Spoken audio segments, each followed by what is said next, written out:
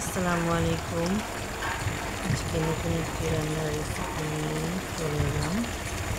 চিচিঙ্গা দিয়ে শিং মাছের ঝোল। প্রথমে আমি শিং মাছটা ভালো করে কেটে ধুয়ে পরিষ্কার করে রেখেছিলাম। এখন আমি চুলায় কড়াইতে পেঁয়াজ বাদামি করে ভেজে এখানে আমি আদা বাটা, জিরা বাটা, লবণ, এরপর একটু হলদির গুঁড়া, ধনিয়ার গুঁড়া দিয়ে সুন্দর করে মশলাটা কষিয়ে নিচ্ছি।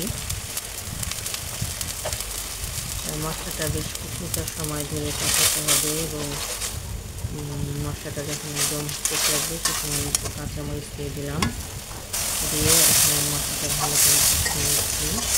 মশলাটা কষিয়ে তেল ভেসে উঠলে এখানে আমি এখন কেটে ধুয়ে রাখা শিং মাছটা দিয়ে দিলাম। শিং মাছ নেড়ে চেড়ে উল্টে পাল্টে ভালো করে নেড়ে চেড়ে উল্টে পাল্টে দিচ্ছি যাতে শিং মাছটা সিদ্ধ হয়ে যায়। এরপর শিং মাছটা বেশ একটু ভাজা ভাজা কষা কষা হয়ে এসেছে। এখন সামান্য একটু পানি দিয়ে আরেকটু কষিয়ে নিয়েছি। শিং মাছটা কষানোর সময় একটু ভালো করে কষাতে হবে, বেশি টাইম পানি দিয়ে কষাতে হবে, কারণ কষানোর সময় মাছটা ভালো করে সিদ্ধ না করে নিলে পরে দিয়ে তরকারি করে দিলে এই মাছটা শক্ত হয়ে যায়, তখন আর খেতে ভালো লাগে না। এই জন্য কষানোর সময় একটু ভালো করে পানি দিয়ে কষিয়ে নিতে হবে। এই পর্যায়ে আমি আর কিছুটা পানি দিয়ে দিয়েছি, দিয়ে মাছটা ভালো করে সিদ্ধ করে নিচ্ছি। এখন ঢাকনা দিয়ে ঢেকে একদম সুন্দর মতো মাছটা সিদ্ধ করে পানি টেনে এলে এরপর আমি এই মাছটা একটা বাটিতে তুলে নিব। এখন মাছের ঝোলটা একটু টেনে আসতেছে, টেনে আসার পর আমি মাছটা তুলে নিলাম। এরপর মাছটা তুলে আমি এখানে চিচিঙ্গা আলু কেটে দিয়ে রেখেছিলাম সেটা এখন দিয়ে দিচ্ছি। দিয়ে এই চিচিঙ্গা আলুটা আমি ভালো করে কষিয়ে নেব। এখন আমি আলু চিচিঙ্গা ভালো করে উল্টিয়ে পাল্টিয়ে সুন্দর মতো কষিয়ে এরপর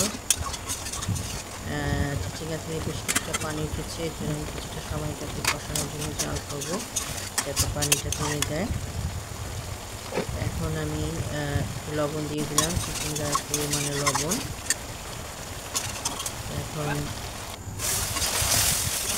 চিচিঙ্গাটা এখন কষানো হচ্ছে, কষে সুন্দর করে ভাজা ভাজা করে নিচ্ছি।